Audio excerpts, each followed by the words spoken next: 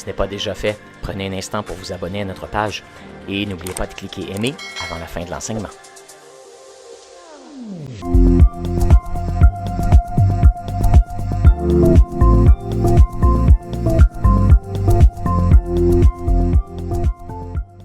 Hey, fête des pères aujourd'hui. Wow! Fête des pères, c'est toute une chose. Et ce matin, on est dans une série ici à l'Église qui s'appelle Go, qui s'appelle Aller. Oui, on parle avec une emphase spéciale sur l'évangélisation ces temps-ci. Alors, puis aujourd'hui, on va parler du cœur de Dieu, qui est un cœur paternel, mais aussi on a un Dieu qui est à la fois paternel et qui est en mission. Et je sais pas, je vois plusieurs nouveaux visages aujourd'hui, et puis, plusieurs visages que je connais bien aussi. Et j'ai eu une conversation intéressante la semaine passée avec quelqu'un qui est athée. Et puis, j'ai pu jaser longuement avec cette personne-là pour parler un peu de Dieu. Et c'est toujours intéressant de parler avec quelqu'un qui ne croit pas en l'existence de Dieu.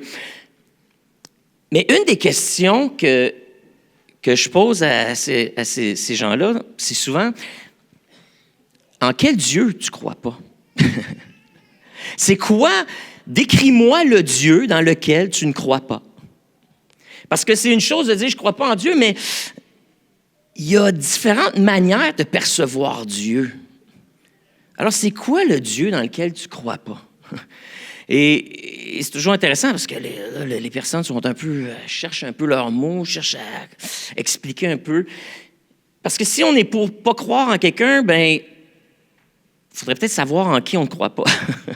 Et je pense qu'en tant que chrétien, on n'a pas toujours été bon non plus à expliquer le Dieu en qui nous, on croit. Et peut-être que si on était meilleur à expliquer le Dieu en qui on croit, peut-être ça donnerait le goût à ceux qui n'y croient pas d'investiguer un peu plus, de se porter sur la question puis essayer de découvrir ce Dieu-là. Ou du moins, est-ce qu'on allume leur curiosité?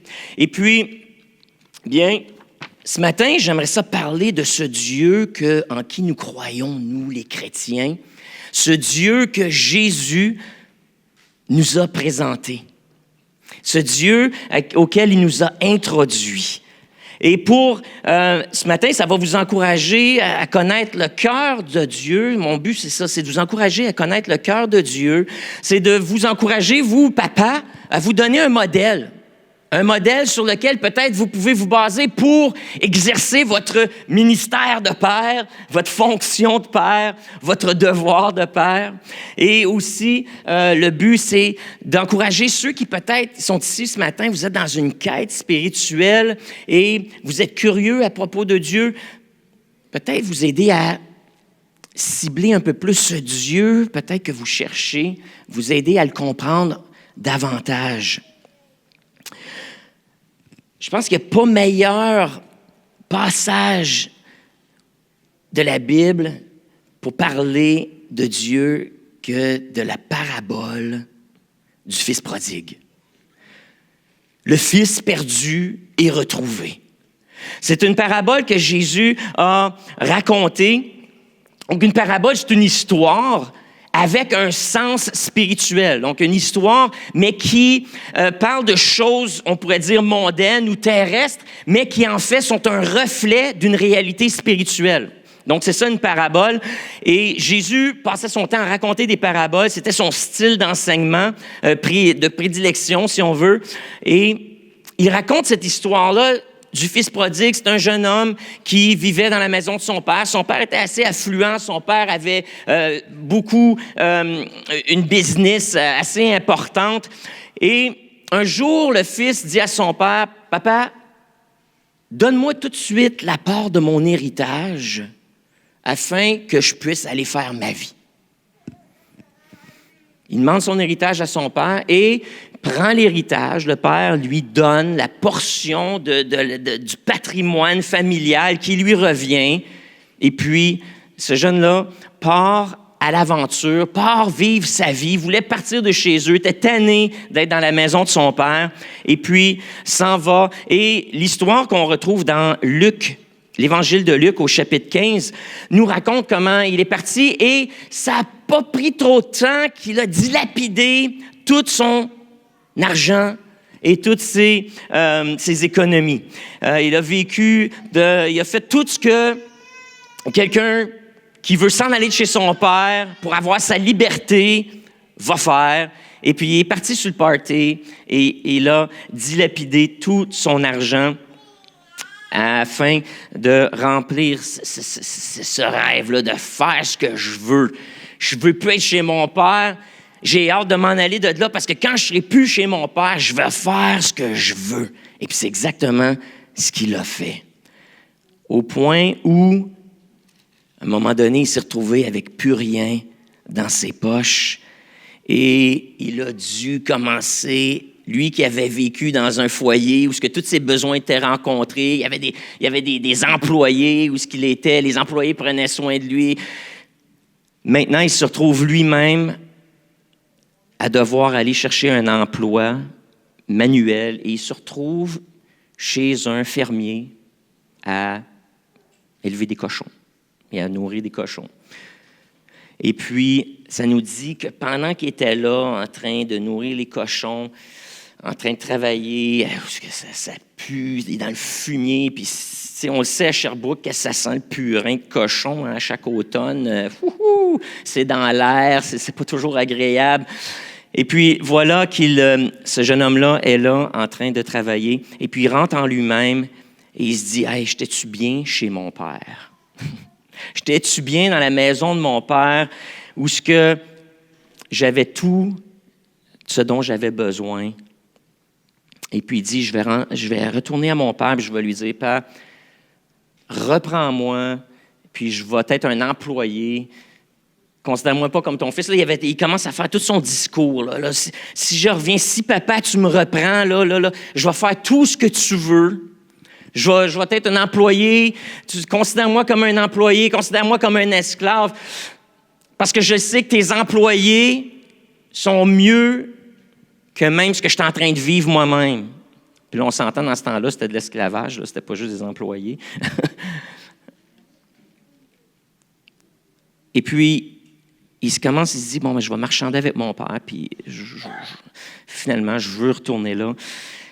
Et voilà, on prend l'histoire à partir du Luc chapitre 15, à partir du verset 20.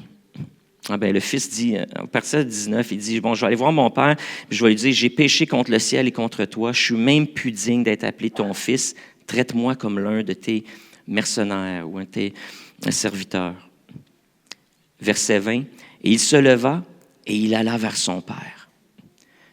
Et voici maintenant la description de Jésus du Père, qui est une métaphore pour Dieu le Père.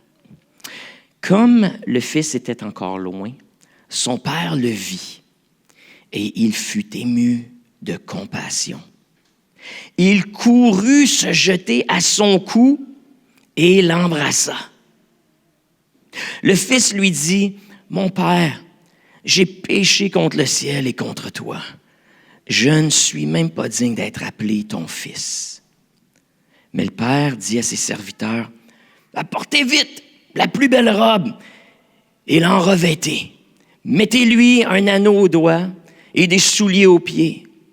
Amenez le veau gras et tuez-le. Mangeons et réjouissons-nous, car mon fils que voici était mort et il est revenu à la vie. Il était perdu et il est retrouvé. » Et ils commencèrent à se réjouir. Voilà comment Jésus aide les gens de son époque qui, plusieurs d'entre eux avaient vécu toute leur vie dans la religion juive, là, dans le judaïsme, pratiquaient le judaïsme. C'était des gens qui, on pourrait dire, connaissaient bien l'Ancien Testament, connaissaient les histoires de comment Dieu avait libéré son peuple d'Égypte, comment il avait fondé une nation qui s'appelait Israël et comment il avait été avec eux à travers les siècles. Un peuple qui avait la loi de l'Ancien Testament, qui connaissait Dieu, qui servait Dieu au mieux de leur capacité.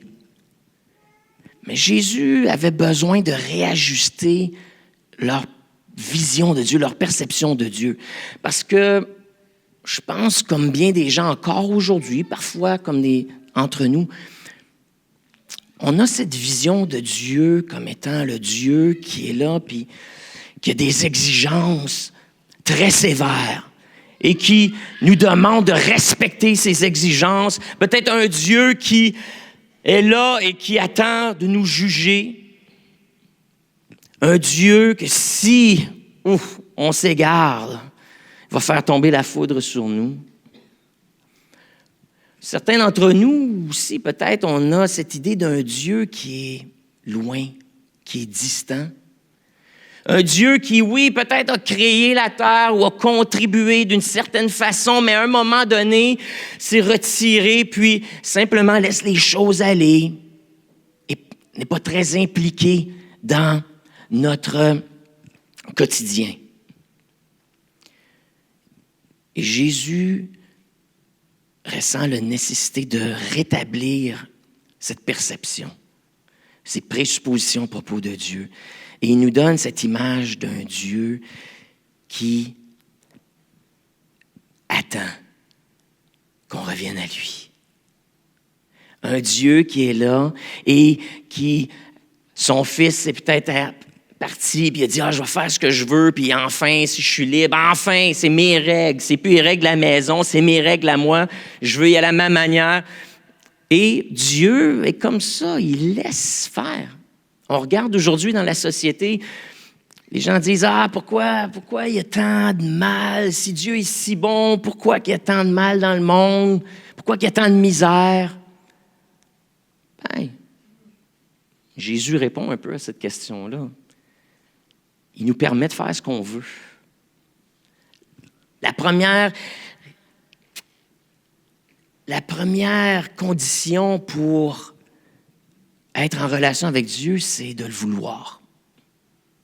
De vouloir être avec lui. De vouloir faire les choses de sa manière. Mais si on ne veut pas, ben, il nous a donné le libre arbitre. Et oui, tu peux faire ce que tu veux. Tu peux faire ce que tu veux. Puis c'est pour ça qu'on fait ce qu'on veut, puis la foudre ne nous tombe pas sur la tête. C'est pour ça qu'il y a toutes sortes d'affaires tout croches qui se passent dans le monde, toutes sortes de tragédies, toutes sortes de drames, toutes sortes de décisions qui sont prises, qui font des victimes.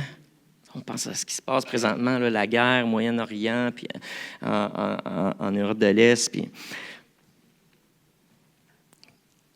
Oui, Dieu permet ces choses-là parce qu'il nous a donné le libre arbitre. Fait que Jésus dit, bon, ça, c'est la première chose. Dieu nous laisse libres. Donc, mais lorsqu'on décide de se tourner vers lui, lorsqu'on décide de faire ce retour à la maison, ce retour vers lui, à quoi est-ce qu'on peut s'attendre? Le jeune, lui, s'attendait au pire.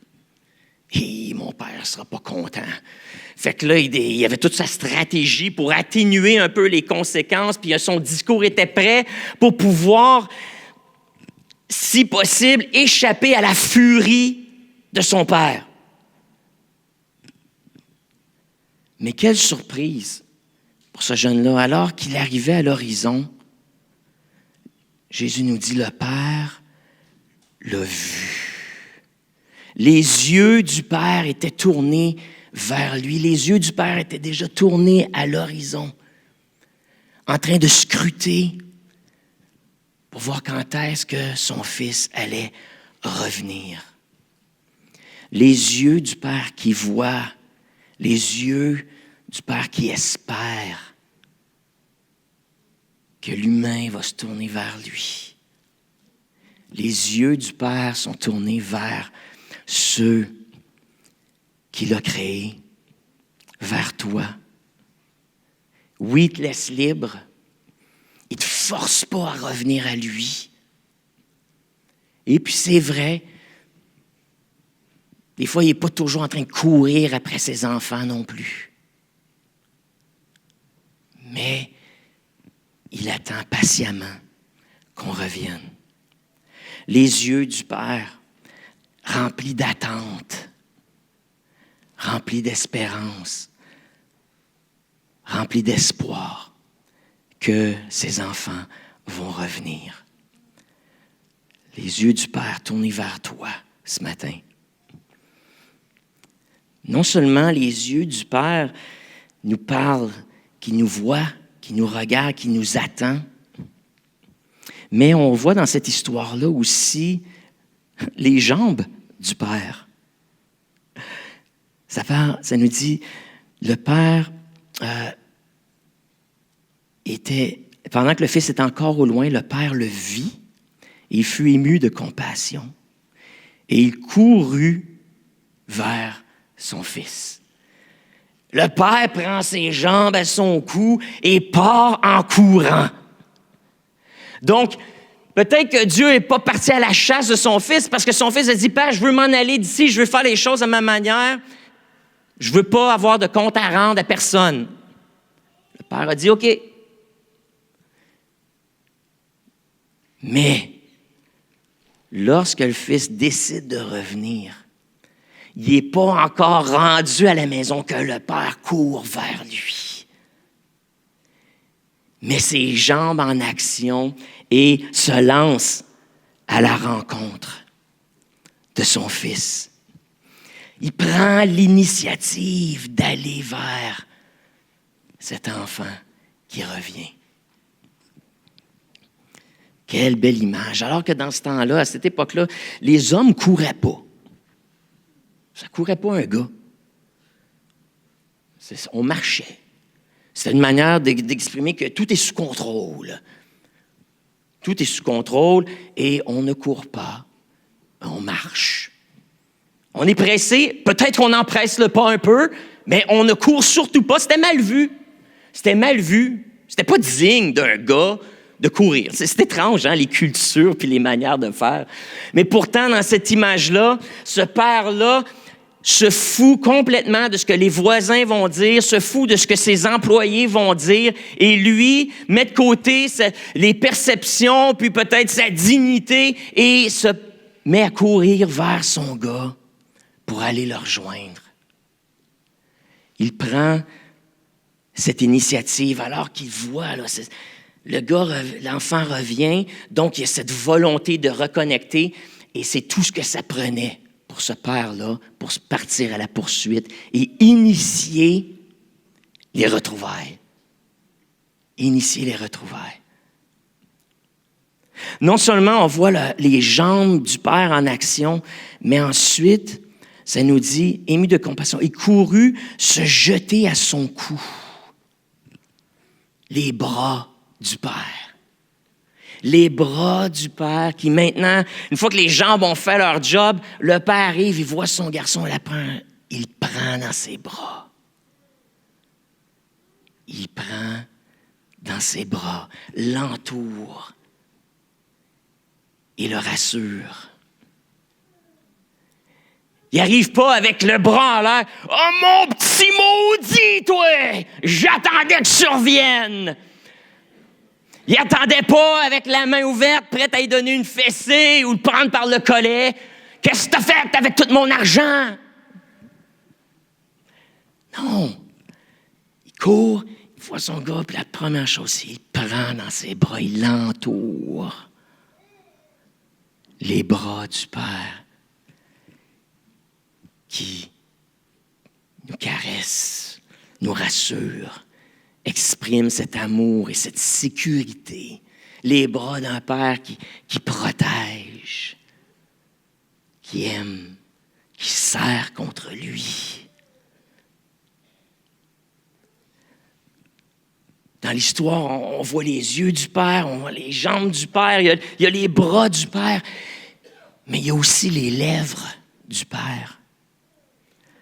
Une fois l'avoir pris dans ses bras pour lui donner une grosse caresse, qu'est-ce qu'il fait? Il l'embrasse. Les lèvres du Père se collent sur les joues de son Fils. Si on pense qu'être proche, qu'être collé corps à corps comme ça dans une accolade, c'est intime, c'est encore plus intime là, de donner un bec, de coller ses lèvres sur lui. Lui, le jeune qui devait sentir le purin, là, qui devait être un peu sale, qui s'était sauvé de la job où ce qui était, et puis qui s'en revient à la maison. Et le père n'a pas peur de coller ses lèvres sur son fils. Et avant de dire quoi que ce soit, la première chose que ses lèvres font, c'est lui donner un bec.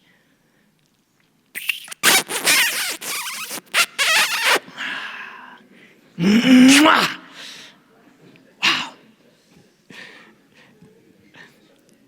Quelle image de Dieu! Quelle image de Dieu, toi, t'as? Ce matin, alors que tu es ici, c'est quoi l'image que tu as de Dieu? C'est-tu un Dieu qui donne des becs?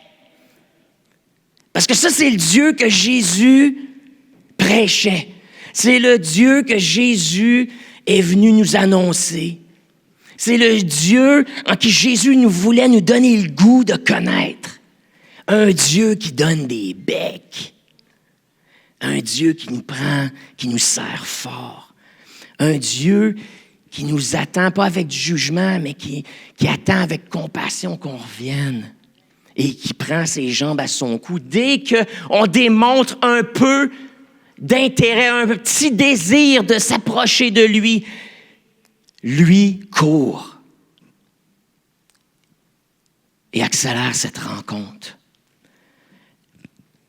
Approchez-vous. Il y a ce verset dans l'Ancien Testament qui dit « Approchez-vous de moi et je m'approcherai de vous. » C'était Dieu qui disait ça à travers un prophète. Approchez-vous de moi et moi, je vais m'approcher de vous. Lorsque je parlais avec ce jeune homme qui est athée, il me disait, si Dieu est là, puis il veut que je sois en relation avec lui, c'est à lui de faire le premier pas. Puis, d'une certaine manière, je peux comprendre. Si moi, je n'ai pas d'intérêt vers Dieu, mais que lui, il m'aime tellement, pourquoi c'est pas lui qui fait le premier pas? Pourquoi c'est pas lui qui court après moi? Pourquoi ça devrait être moi qui cours après lui? Je trouvais ça intéressant comme réflexion. L'affaire, c'est qu'il y a déjà plein de signes que Dieu est là, autour de nous. Que ce soit la création, que ce soit du beau monde comme vous autres. En fait, notre conversation est allée vers un peu cette idée que la meilleure façon la façon que Dieu a choisi de se manifester dans le monde, en fait, c'est à travers nous. À travers des humains qui portent son image et qui portent sa présence en eux. C'est comme ça que Dieu a choisi de faire les choses. Vous êtes les représentants de Dieu. Vous êtes l'incarnation de Dieu, son image. Et c'est à nous d'apporter Dieu dans la vie des gens, de leur parler. C'est à nous d'initier. C'est à nous d'être ceux qui représentent Dieu. Et j'espère que ce qu'on représente, ça donne le goût aux gens d'en savoir plus à propos de ce Dieu-là, qu'on dit connaître, qu'on dit qu'il existe. Mais il y a quelque chose qui se passe lorsque on démontre cette curiosité, cet intérêt, puis qu'on se met à la poursuite de Dieu, ou du moins à la recherche de Dieu, c'est que c'est pas long qui engage la conversation. C'est pas long qui engage le contact. Et en fait, il est très excité de répondre à cette invitation-là et à se manifester. Un Dieu qui donne des becs. Ensuite, il court, se jetait à son cou, l'embrassa. Au verset 21, le fils lui dit, là, il fait son petit discours. « Mon père, j'ai péché contre le ciel et contre toi. Je suis même plus digne d'être appelé ton fils. » Pendant qu'il est encore en train de parler, le père dit à ses serviteurs, parce que là, à ce moment-là, ils ont commencé à marcher, les serviteurs arrivent. Le père dit, « Arrêtez tout ce que vous faites et apportez vite la plus belle robe et revêtez-le. Mettez-lui un anneau au doigt et des souliers aux pieds et amenez le veau gras, tuez-le, mangeons, réjouissons-nous. Et là, les mains du Père, les mains généreuses du Père, qui fait signe à ses serviteurs, venez ici, j'ai à vous parler. Les gars, il commence à donner ses ordres à ses employés, allez chercher des vêtements propres, allez chercher la bague familiale, allez chercher des souliers, OK? Donnez-y un bain. C'est sous-entendu dans le texte, ça. Donnez-y un bain. Lavez-le. Et pendant ce temps-là, commencez à préparer le méchoui. On fait un party! Alors, qui aime les méchouis? Moi, ma famille, du côté de ma mère, qui sont à Lac-Mégantic, ils ont commencé ça il y a une couple d'années. On a un party familial l'été, puis ils font un méchoui. C'est bon du méchoui. Tellement bon. Alors ici, la fête commence et on part le feu, on abat le cochon, on le met sur la broche, on commence à le faire tourner. Pendant ce temps-là, le jeune prend son bain et puis il reçoit des vêtements. Mais le Père prépare. Le Père est encore généreux. C'est tellement touchant. Parce que le jeune, il a demandé, je veux la partie de mon héritage, je veux aller faire ce que je veux. Le Père, il donne. Il donne sa liberté, puis en plus, il donne l'argent pour faire ce qu'il veut. Puis quand il revient, qu'est-ce que le Père fait encore? Il l'accueille. Il démontre de l'amour, de l'affection, de la compassion. Il répond à ses besoins, il donne les vêtements, que l'autre, il a tout perdu. Il avait été obligé de vendre sa chemise, là. Fait que lui, il arrive, il a besoin de vêtements. Le Père lui donne des vêtements. Le Père lui redonne la bague familiale, la bague avec le sceau, là, avec lequel on marquait là, les documents. C'est comme une signature officielle qu'on mettait. C'est la bague familiale. On lui redonne la bague. On y met des souliers aux pieds. On prend soin de ses besoins. Le Père continue d'être généreux avec son Fils. Il ne l'accueille pas. Le jeune avait dit, moi, je vais devenir comme juste un serviteur. Mais le Père dit, non, viens-t'en, mon gars. Tu reviens à la maison. Je prends soin de toi. C'est comme si on recommence là où on avait arrêté. Wow! Quelle ambiance! Quelle ambiance! Les mains du Père qui restaurent et qui redonnent la dignité à son Fils qui avait tout perdu. Le Fils qui se croyait même plus digne d'être appelé là, du nom de la famille. Là. Le Père lui redonne sa dignité, lui redonne son statut, lui redonne ses droits, ses privilèges. C'est quoi l'image, toi, du Dieu que tu sers ou le Dieu auquel tu es en recherche? C'est quoi le Dieu, toi, dans lequel tu ne crois pas? De quoi il a l'air? Ce Dieu que tu dis, ça ne vaut même pas la peine d'essayer de le trouver, ça ne m'intéresse pas. C'est quoi ce Dieu-là? C'est qui ce Dieu-là?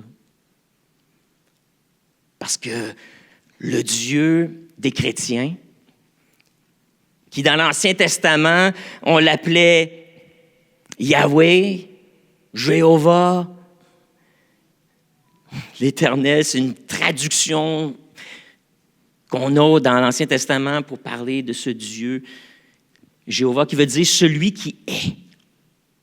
Celui qui existe, l'essence de la vie elle-même, de l'existence. Dans le Nouveau Testament, on l'appelle Père. Ce Dieu-là, on l'appelle Père. Jésus l'appelle Père. Jésus même a fait quelque chose que aucun Juif n'avait fait avant. Il l'appelait Abba, qui veut dire plus même Papa. Papa. Ce terme que les enfants utilisent quand ils sont bébés. Moi, la première fois que mon fils a dit « Papa, bah, bah. Je le sais, j'ai entendu papa. C'était peut-être ah, c'était peut-être la. Tu sais, c'est des balbutiements. Les enfants disent ça, c'est instinctif, mais nous, on associait ça à papa. Hein? Il n'y a rien de plus beau, il n'y a rien de plus doux. Ah, mon cœur a fondu quand.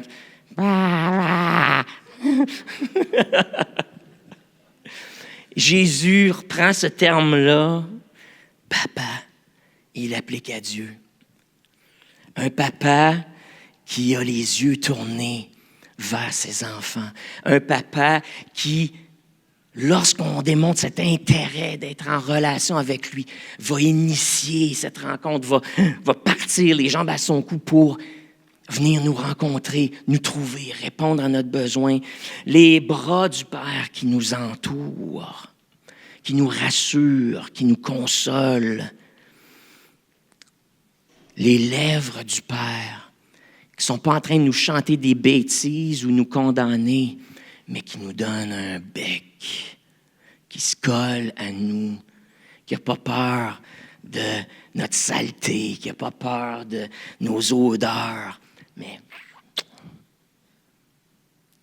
qui rentre là, dans notre intimité. Les mains du Père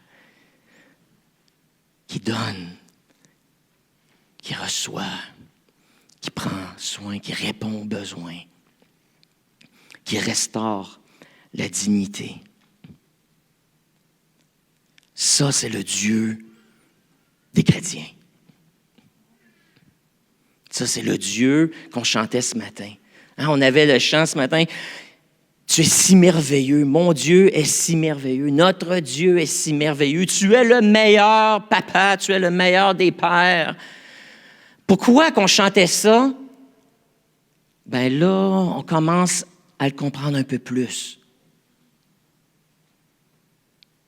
Voici le Dieu qu'on chante. Et voilà pourquoi les chrétiens peuvent dire « Tu es le meilleur des pères, puis tu es si merveilleux, puis qu'on est là, puis qu'on chante, puis qu'on ferme les yeux, puis on essaie de l'imaginer, de le voir, parce qu'on a expérimenté ces choses-là.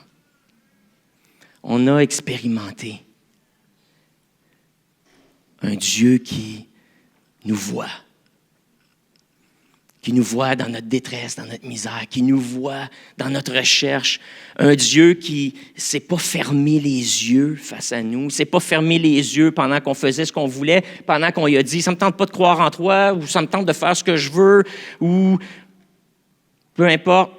Il n'a pas fermé les yeux, mais il garde les yeux tournés vers nous. On a son attention. On a l'attention de Dieu. Et c'est pour ça qu'on peut prier, puis qu'on sait que quand on prie, il nous entend.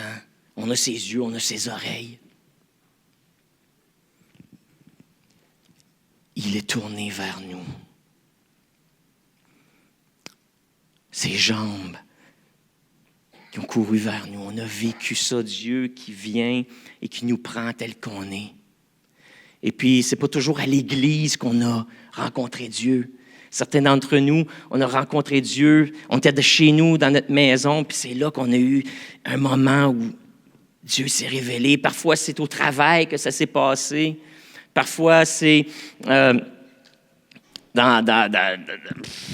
peut être à l'école, mais que Dieu s'est manifesté. Puis souvent à travers les jambes des chrétiens. Hein. Mais il est venu là où on était. Il est venu là où on était.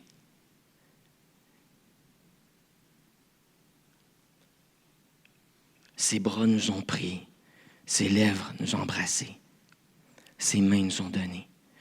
Puis, on parle de ça dans le contexte de la fête des pères. Premièrement, Père, voilà un modèle pour chacun de nous. Soyons comme ça. Est-ce que nos yeux sont tournés vers nos enfants? Est-ce que nos yeux sont encore émerveillés par ce qu'ils font, qui ils sont? Est-ce que nos yeux sont tournés, nos oreilles sont attentives à eux? aux conversations qu'ils veulent avoir, à leurs ambitions, à leurs rêves. Pour certains, c'est peut-être une relation difficile avec nos enfants. Pour certains, c'est peut-être des enfants qui se sont détournés, un peu comme le fils prodigue, qui ont dit « Papa, je veux rien savoir de toi. » Puis qui sont partis, puis la relation est difficile. Mais en tant que père, nos yeux devraient être toujours à l'horizon. On continue. On continue. J'ai l'histoire de mon beau-frère. Aujourd'hui, pasteur Caroline n'est pas là, est allée, c'est la fête des pères. Puis son père, on a appris qu'il restait quelques mois à vivre, il y a quelques semaines. Et puis, elle essaie de passer autant de temps que possible avec son père. Donc, c'est pour ça qu'aujourd'hui, elle est à Montréal avec son frère. Puis, son frère a eu une relation difficile aussi après son divorce. Son épouse est partie, puis il y a eu un schisme dans la famille et puis il ne pouvait plus entrer en contact avec ses enfants. Mais c'est un bel exemple, cet homme-là, que pendant des années, ses yeux sont restés tournés vers ses enfants. Il continuait de regarder sur Facebook, qu'est-ce qui se passait. Il continuait d'envoyer des petits messages, hey, je pense à toi, tout ça, mais il n'y avait jamais de réponse. Il envoyait des cartes, il n'y avait pas de réponse. Et puis, c'est l'an dernier qu'en ayant encore les yeux ouverts, scrutant l'horizon, il a réussi à avoir un premier contact sur Facebook avec son fils. Et puis, pour la première fois, le fils a répondu. Les jeunes avaient, quand la famille s'est séparée, quand le couple s'est séparé, je pense que c'était 7 ans, quelque chose comme ça. Ouais. Puis aujourd'hui, il y en a 18, 20, 21. Donc, faites ça, là, 21 moins 7. Merci. Et pendant 14 ans, il a scruté l'horizon. Pendant 14 ans, il a gardé les canaux de communication ouverts. Pendant 14 ans, sans voir rien, aucun contact. Mais au bout de 14 ans, pendant qu'il essaye, il a lancé l'hameçon encore une fois. Et puis là, il y a une réponse. Et puis, ça l'a amené ensuite une réconciliation avec sa fille aussi, qui maintenant était maman, qui elle avait 22, 24, quelque chose comme ça. Puis, et là, la famille, on est en train de renouer avec des neveux, un neveu, une nièce avec qui on avait perdu contact. Mes enfants retrouvent des cousins qu'ils ne connaissaient pas. Et puis, on est en train de vivre quelque chose de beau au niveau de la famille. Parce que ce papa-là a continué de scruter l'horizon. Fait que je veux vous encourager, vous qui avez des relations difficiles, continuez de scruter, continuez de garder la communication ouverte, de faire des tentatives. Peut-être eux ne veulent rien savoir de vous, mais vous, votre job, papa, c'est de laisser la porte ouverte. C'est de laisser la porte ouverte et de prier. Et croyez-moi, lorsque la porte s'est ouverte, mon beau-frère a pris ses jambes, il est allé rencontrer son gars. Je pense qu'ils se sont vus à l'ouvrage pour la première fois. Pendant que lui travaillait, le jeune travaillait chez Renault Dépôt, le père est allé le voir à l'ouvrage sur 1 heure de break. Puis ils ont pris juste quelques minutes ensemble. C'était la première fois qu'ils se voyaient en 14 ans. Il avait grandi, le petit, là. Il était plus grand que papa. Mais dès que l'occasion s'est présentée, papa est parti puis il est allé. Il a initié le contact. Ça, faisons ça dès que les portes se rouvrent. C'est à nous. Continuons d'aller vers nos enfants. On n'a pas besoin toujours d'attendre qu'ils viennent, mais nous allons, initions. Va cogner à la porte de la chambre le soir. Va demander comment ça se passe, comment se passe ta journée. Qu'est-ce que tu vis, à quoi tu penses? Initier des conversations. Hier, je parlais à mes jeunes dans la cuisine. Je disais, à quoi vous pensez, vous autres? Quand vous pensez à Dieu, avez-vous des questions à propos de Dieu qui ne sont pas encore répondues? Puis, l'idée, c'est initie des conversations. Ouvre la porte. Prends-les dans tes bras. Donne des caresses, même quand ils sont grands. Puis donne des becs. Donne des becs. Oui, j'aime ça, moi, à cette heure. Quand que mon fils était petit, je donnais des petits becs sur ses petites joues toutes douces. À cette heure, je donne des becs, puis ses joues sont un petit peu plus rugueuses. Puis j'aime tellement ça, le feeling. J'aime ce feeling-là, les petits poils de barbe qui me piquent les lèvres. C'est le fun. C'est le fun. Ils grandissent, mais en même temps, on est proche. Puis, les mains qui donnent. Ah ben ça change pas, ça. Les mains qui donnent. Continuons d'être généreux, papa. Continuons de prendre soin, oui, de rassurer, puis de prendre soin des besoins autant qu'on en est capable. Pas au point de les rendre complètement dépendants de nous. Des fois, là, avec les jeunes adultes, on parle, c'est quoi le plan de sortie? Hein? Où tu t'en vas, puis c'est quoi que tu veux faire, puis comment est-ce que je peux t'accompagner dans ta préparation pour la vie autonome? Mais on continue de donner dans ces moments-là, on continue d'accompagner et de servir.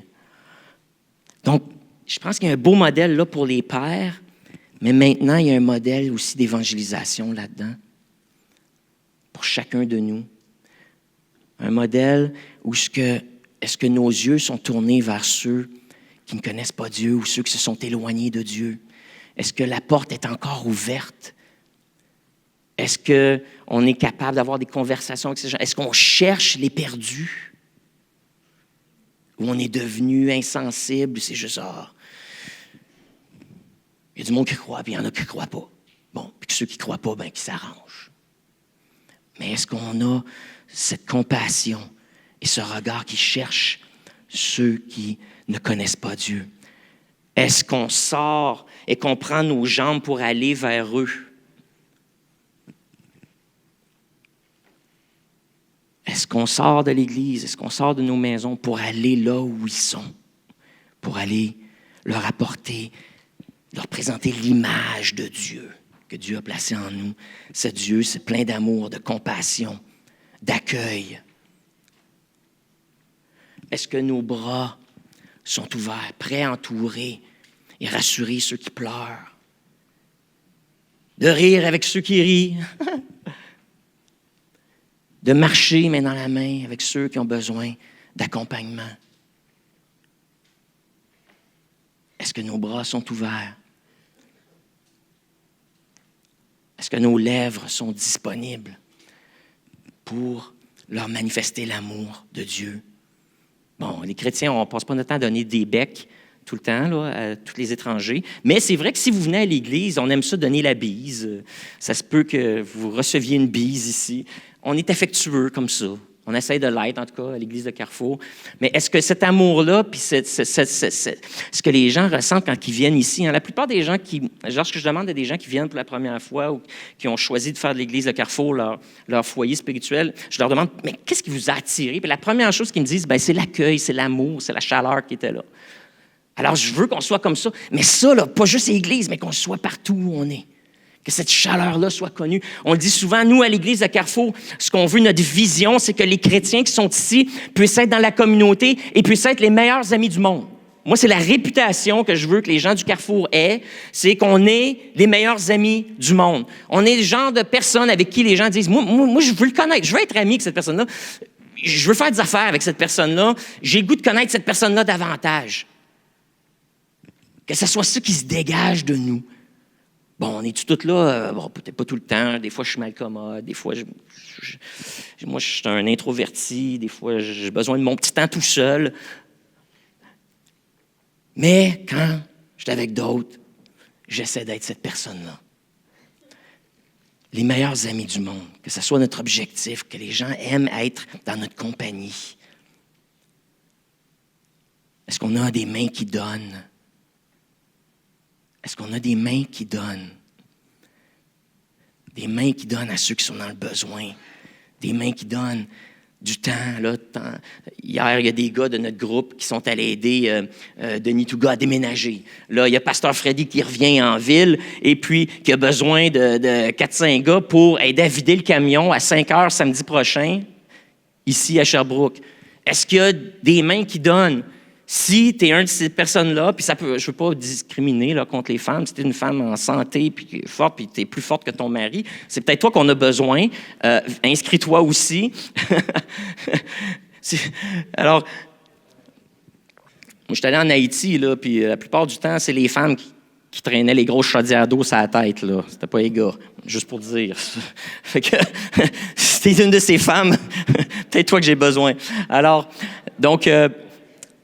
Pasteur Freddy va avoir besoin. Est-ce qu'on a ces mains là, qui sont généreuses, qui sont prêtes à aider, à secourir, à porter, ces mains qui donnent, des gens qui ont, autour de nous qui ont besoin là, d'argent, qui ont besoin d'emprunter, puis qui sont dans une mauvaise situation? Est-ce qu'on est prêt à les secourir? Peu importe comment cette générosité-là peut se manifester, comment cette entraide peut se manifester, on doit le faire. Parce que souvent, c'est ça qui va toucher des cœurs avant même nos paroles, avant même notre message. Ils vont voir Dieu en action avant d'entendre parler de lui. Quand je vous dis, c'est nous, l'incarnation de ce Dieu de générosité, ça veut dire que c'est à nous d'être généreux, c'est à nous d'être là, prêts, disposés à entraider. Alors ça, c'est le cœur du Père, c'est ce à quoi on est appelé à être. De modeler non seulement notre paternité, messieurs, sur ce modèle-là, mais chacun de nous, notre évangélisation sur ce modèle-là. Et puis, je termine avec cette dernière pensée, celle du deuxième fils, qui est là, un petit peu plus loin. Ça nous dit au verset 25 de Luc 15, « Or, le fils aîné était dans les champs. Lorsqu'il revint et approcha la maison, il entendit la musique et les danses. Il appela un des serviteurs et lui demanda ce que c'était. Ce serviteur lui dit, « Ton frère est de retour et ton père a tué le veau gras parce qu'il l'a retrouvé en bonne santé. » Le fils aîné se mit en colère et ne voulut pas entrer dans la maison. Et son père alors sortit. Le père, encore une fois, prend ses jambes et va à la rencontre de l'autre frère, de son autre fils. Le père sortit et va rencontrer le fils là où il est, dans la situation dans laquelle il est, avec l'état d'âme qu'il avait. Et puis, il dit à son fils, mais il répondit, il est sorti et le pria d'entrer. Il pria le fils d'entrer, mais il répondit à son père, « Voici, il y a tant d'années que je te sers sans avoir jamais transgressé tes ordres, et jamais tu ne m'as donné un chevreau pour que je me réjouisse avec mes amis. Et quand ton fils est arrivé, celui qui a mangé ton bien avec des prostituées, c'est pour lui que tu as tué le veau gras. » Et là, les lèvres du père qui parlent avec amour. « Ah, mon enfant, lui dit le père, tu as toujours été avec moi, et tout ce que j'ai est à toi. Mais il fallait bien s'égayer, se réjouir, parce que ton frère que voici était mort, et qu'il est revenu à la vie, parce qu'il était perdu et qu'il est retrouvé. » Et je trouve ça tellement beau, la constance du Père. Ce qu'il a fait avec un, il le fait avec l'autre. Il n'y a pas de favori. Et l'amour qui est pour un, il l'exerce envers l'autre. La seule chose, c'est que l'autre est devenu habitué à cet amour-là. Il en était tellement habitué, puis il était tellement habitué à être dans un contexte, dans une culture familiale, où les besoins sont rencontrés, où les yeux du Père sont tournés vers lui, où la compassion est là, la prévenance, et ainsi de suite, qui en est devenu un peu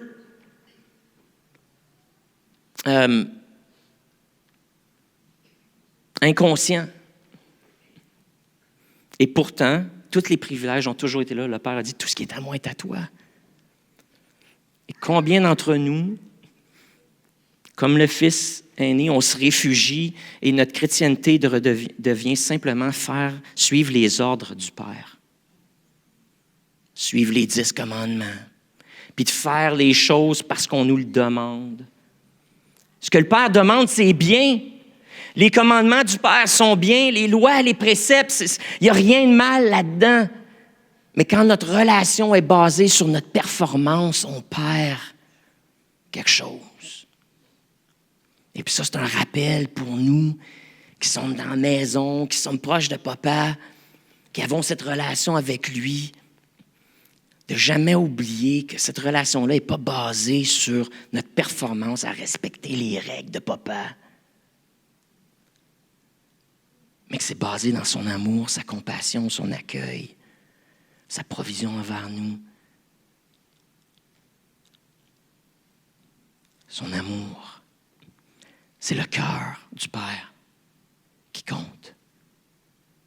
C'est le cœur du Père. On a accès à tout, tous les bénéfices de son royaume. Nos prières peuvent être répondues, on a accès à tous ses bienfaits. Mais ce n'est pas un échange, là, où je vais faire ce que tu veux, mais quand j'ai besoin de quelque chose, tu me le donnes. Ce n'est pas transactionnel, cette relation-là avec Dieu.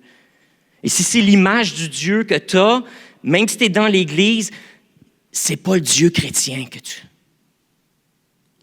Si pour toi, le Dieu avec qui tu es en relation, c'est un Dieu avec qui tu fais des transactions, tu lui obéis en échange d'une réponse à tes prières, tu fais le bien à condition que lui te fasse du bien, c'est pas comme ça que le Dieu de Jésus opère. Mais ce qu'il veut, c'est ton cœur. Ce qu'il veut, c'est ton cœur. C'est ton amour. Puis lui, ce qu'il te donne, c'est son amour. C'est pas basé sur ta performance, bien que de faire le bien, c'est bien. Mais c'est de vouloir être dans sa présence, de comprendre son cœur pour les perdus et son cœur pour tous ses enfants.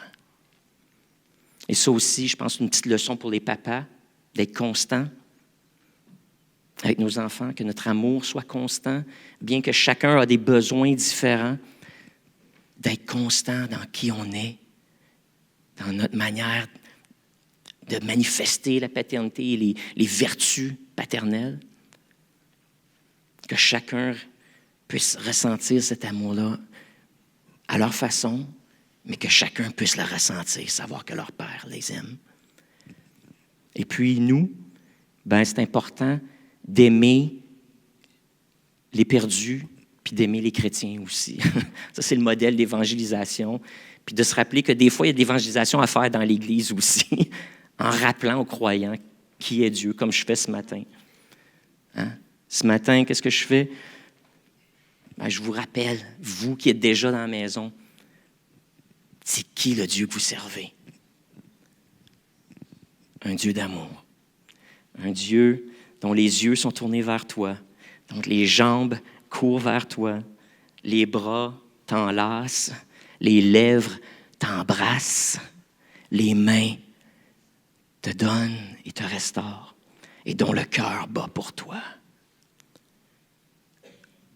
Alors, comme Jésus a dit à ses disciples, une fois ressuscité, il a dit, « Comme le Père m'a envoyé », et on comprend que Jésus a manifesté toutes ces choses-là, il dit, « Maintenant, je vous envoie. » C'est à votre tour maintenant de manifester le cœur du Père et de manifester toutes ces expressions de qui il est. Alors, c'est à nous, aujourd'hui. Faisons-le dans nos foyers. Puis là, maman, vous savez, je prends une emphase spéciale sur les papas. Soyez pas jalouses. Ça s'applique à vous aussi, là. Vous avez compris. Mais je sais que vous êtes intelligente, puis vous ne tombez pas dans ces petits jeux de comparaison. Alors, soyons comme ça dans nos foyers, mais allons au-delà de ça. Soyons comme ça comme évangélistes, comme croyants dans nos communautés, dans notre Église.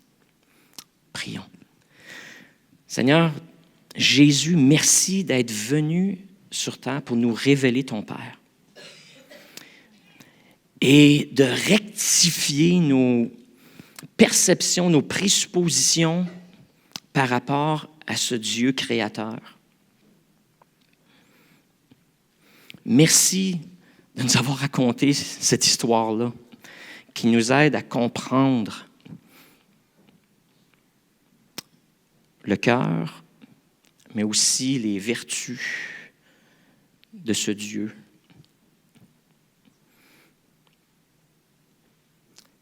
Et aujourd'hui, on s'approprie. Ça, c'est le Dieu que je veux connaître davantage. C'est le Dieu que je veux connaître davantage. C'est le Dieu à qui je veux ressembler. Ça, c'est le genre de père que je veux être. C'est le genre d'amis que je veux être. Le genre de collègue de travail que je veux être. Le genre de fils, de gendre, de citoyen que je veux être. Et dans les jours, les heures, les jours qui viennent, rends-nous sensibles à comment est-ce qu'on peut manifester les yeux, les jambes, les bras, les lèvres, les mains du Père envers ceux qui ne le connaissent pas. Et les aider à voir que ce Dieu qu'ils ne connaissent pas, les aider à comprendre qu'est-ce qui manque. Que nos vies, notre témoignage soit tellement empreint d'amour, que notre incarnation de ce Dieu créateur, à travers nos vies, nos actions, nos paroles, soit tellement vrai, authentique et percutant que ceux qui ne connaissent pas Dieu vont vouloir se lancer à sa découverte.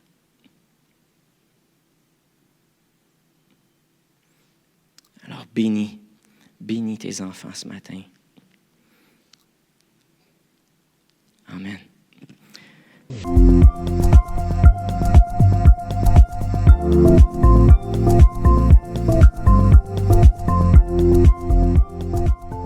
Si ce n'est pas déjà fait, prenez un instant pour vous abonner à notre page et n'oubliez pas de cliquer « Aimer » avant la fin de l'enseignement. Si vous avez besoin de prière ou d'accompagnement spirituel, n'hésitez pas à communiquer avec nous à l'adresse courriel suivante: sos@lecarrefour.org.